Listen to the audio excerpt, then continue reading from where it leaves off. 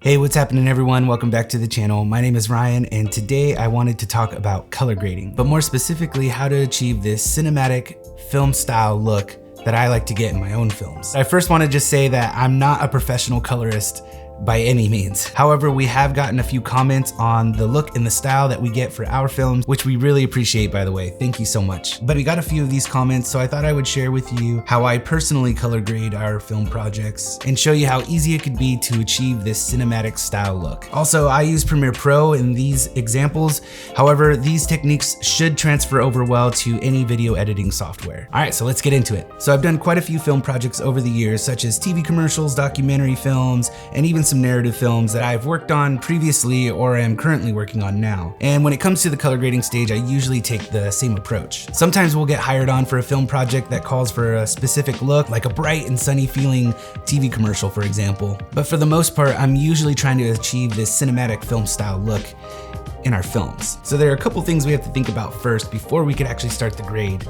Unfortunately, much like anything else, this whole thing is a process and you want to try and plan as much as you can ahead of time to achieve the best results. But these first steps are really important, so I'm going to try and get through these really quickly and then we'll get down into the color grade. The first thing you want to think about is just getting it right in camera first. You want to make sure that your lighting composition and exposure is in a good spot before you press record. This will ensure that you'll retain as much information as possible, making it much easier and flexible when you get to the color grade. The next thing to consider would be to shoot in a log profile. You could use a different color profile if you like. However, shooting in a log profile will preserve all of the information in the highlights and the shadows, which will also give you tons of flexibility in the edit, especially if you're going for this cinematic style look. These steps are super important because if you have the forethought to think about your grade ahead of time, it's gonna make things much easier when you get to post. Okay, so now that we've planned everything out and gotten everything right in camera first, now it's time to color. The first thing you wanna think about before your color grade is color correction. With any camera these days, especially when filming digital, you're going to get an image that will need a bit of adjusting before you could start to shape it into the look you want.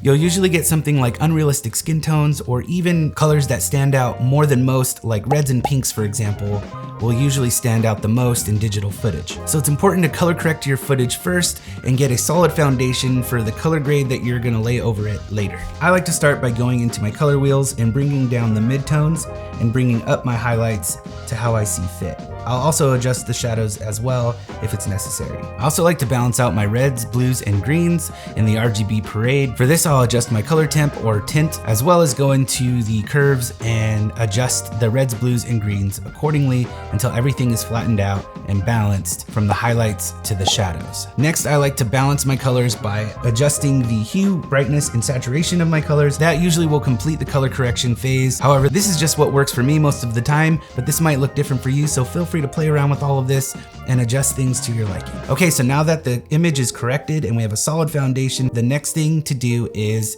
grade our footage. Before you start the grade, you might like to create an adjustment layer and apply your grade to that. To create a new adjustment layer, all you have to do is go to File, go to New, click Adjustment Layer, then drag over your new adjustment layer over to your timeline over your clip. So here are the steps that I like to go through when trying to achieve this film style look. The first thing I like to think through is contrast and depth. There are a couple ways you could do this, but one of my favorite ways is to go to your curves and add a classic S-curve, bringing your highlights up and your shadows down. I like this method because I feel like it preserves the information in the highlights and the shadows well without breaking down the image too much. The next thing I like to think through is rolling off the highlights and the shadows.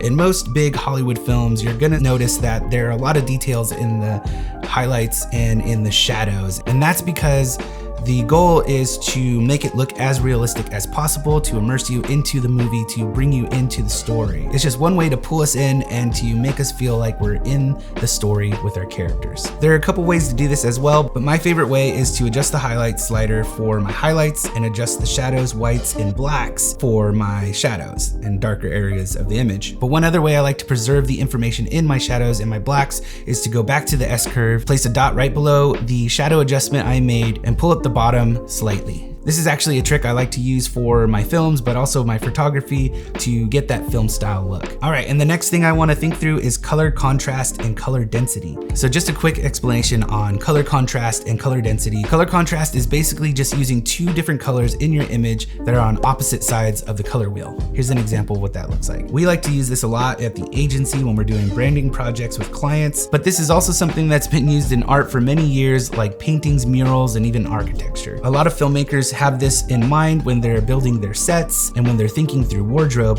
so it's important to think about this stuff ahead of time. However, this is something also that you can achieve even further and push it even further in post. And really quick for color density, and I won't go into the full detail of what this means, but in our case, we just want the most important colors in the frame to stand out most. For example, this shot of our talent was in a cooler, darker room, so our goal here is to make him stand out by making him warmer and then the background cooler. Again, this was all planned out in pre-production, and we lit the scene in this way to purposefully create color contrast in the image. But to achieve all of this, all we would need to do is go to the HSL secondary window, select a qualifier, select our subject's skin tones, and adjust accordingly. You can also invert the background to adjust the background instead, making it cooler and preserving the skin tones of your subject. Which actually leads me to my next tip, and that is to preserve skin tones. This is something that you can also do in HSL secondary, and not only adjust the warmth of the skin tones, but also the brightness, shadows, and the highlights to get that perfect skin tone look that you would see in the cinema. And after all of that, I like to throw on one more adjustment layer and add my final look, or my LUT if you will. The final adjustments that'll give me the look and the feel that I want for my film. And that is it, my friends. Here's a side-by-side of all the steps that we just took to create a cinematic film style look for our film. Let us know what you think, and if there's anything in this video that you'd like for us to go more in depth about. We'd love to hear from you guys, so let us know in the comments down below. Now that you've seen how I achieve this film style cinematic look, I just want to encourage you to go out and use some of these tips right away in your next film. It's definitely a learning curve, and it could seem a bit overwhelming at first. I know that that's how I felt in the beginning for sure, but believe me, these techniques are so much simpler than they seem, and I know that you'll get the hang of it in no time. Well, that's gonna do it for me, you guys. Thank you so much for joining me on this quick tutorial on how to color grade. If you wanna learn a little bit more about color grading, consider watching this video. If you like this video or you learned something, please click the like button down below. Consider subscribing if you haven't already, and we'll catch you in the next one. Laters.